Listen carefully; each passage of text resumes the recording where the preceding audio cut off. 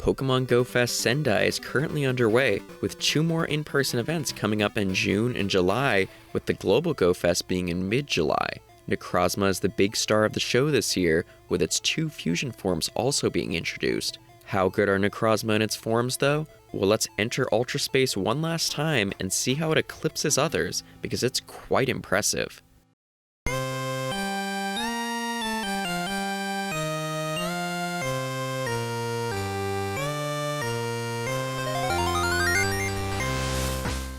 Welcome back everyone. Necrozma comes as the big new release for GoFest 2024, and it's poised to be really exciting, specifically its 2 fusion forms. But we'll start off discussing the base form of Necrozma.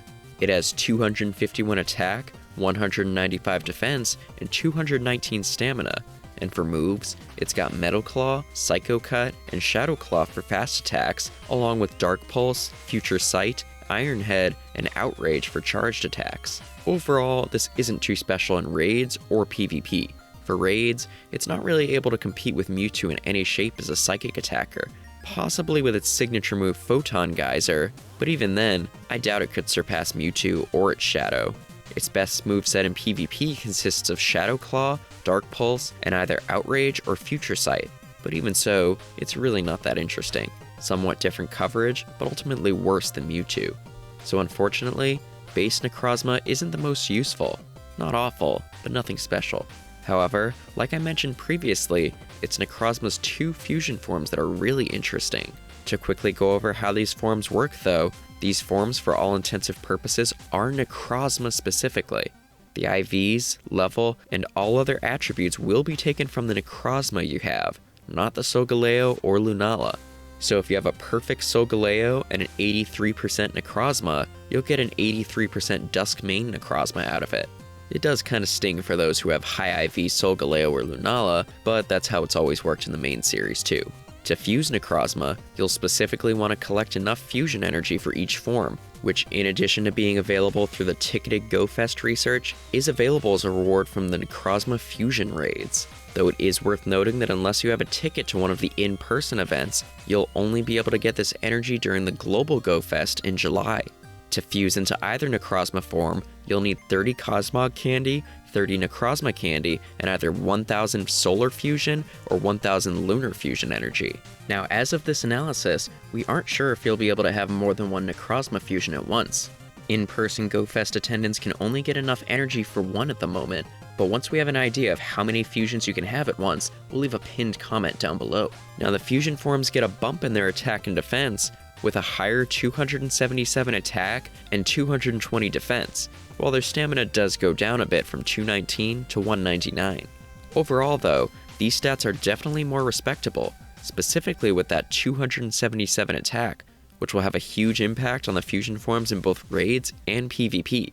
Let's begin with how these forms perform as raid attackers, and to do that, we'll need to look at their new signature moves, Sunsteel Strike and Moongeist Beam. These moves share the exact same stats, so I'll put both up on the screen. The 2 moves are 1-bar charged moves with a monstrous 230 power. This makes these the 2 highest power moves in the game for raids, with the only ones coming close being Aeroblast Plus and Giga Impact at 200, and Aeroblast Plus Plus at 225. But these new moves eclipse those in terms of power, and even crazier, the duration of these moves are actually slightly quicker than all of those, at 3.1 seconds in total, which makes these moves even more insane. Now the nice thing is that unlike Solgaleo and Lunala, Necrozma has Metal Claw and Shadow Claw for same type fast attacks for either form, meaning we're in business here. Starting off with Dusk Mane Necrozma, and it becomes the new best steel attacker, with no competition either. Dusk Mane Necrozma with Sunsteel Strike surpasses Shadow Metagross and even the eventual Mega Metagross in both speed of damage and overall performance. It's just broken. Now this doesn't mean Shadow Metagross won't still be incredibly strong, seeing that it'll be a lot easier to get your hands on XL for it versus the newly released Necrozma. But still, Dusk Mane Necrozma is huge for the raid meta, even potentially enabling some new solos or duo raids. And Dawn Wings Necrozma is the exact same with its signature move, Moongeist Beam, outclassing all ghost types, even the Glass Cannon Mega Gengar.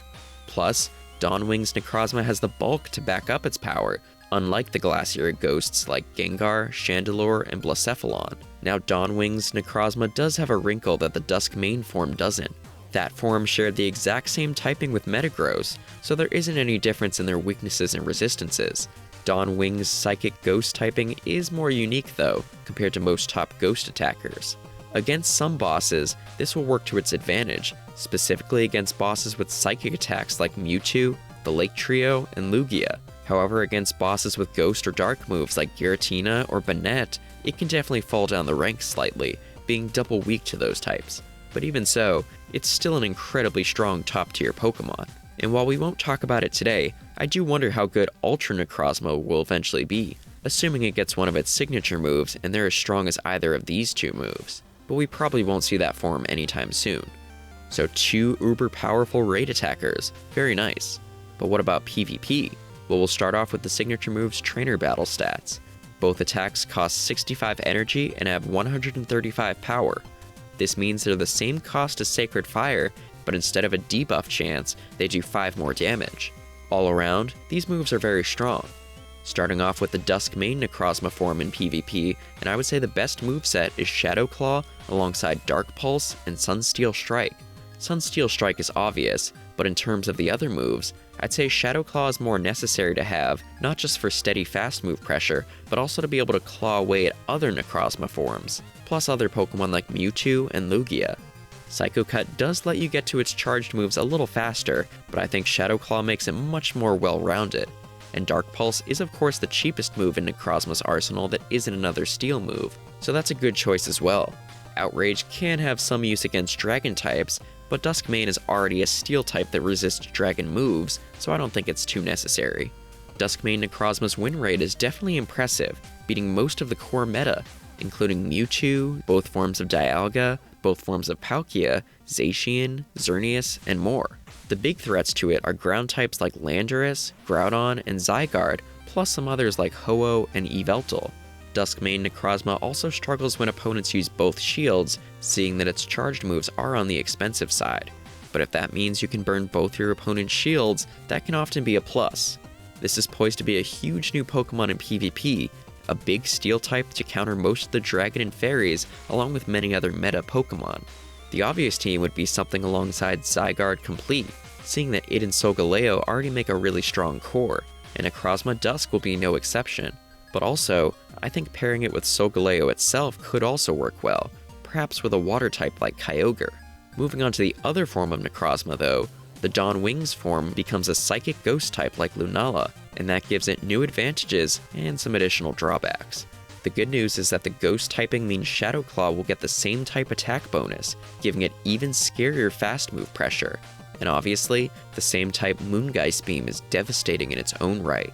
However, Dawn Wings Necrozma loses a lot of its defensive profile of the Steel form, no longer resisting Dragon or Fairy, and it also becomes doubly weak to Ghost and Dark, meaning a Shadow Ball from Mewtwo or Giratina would be devastating, and any Dark type like Zarude or Yveltal would completely wall it.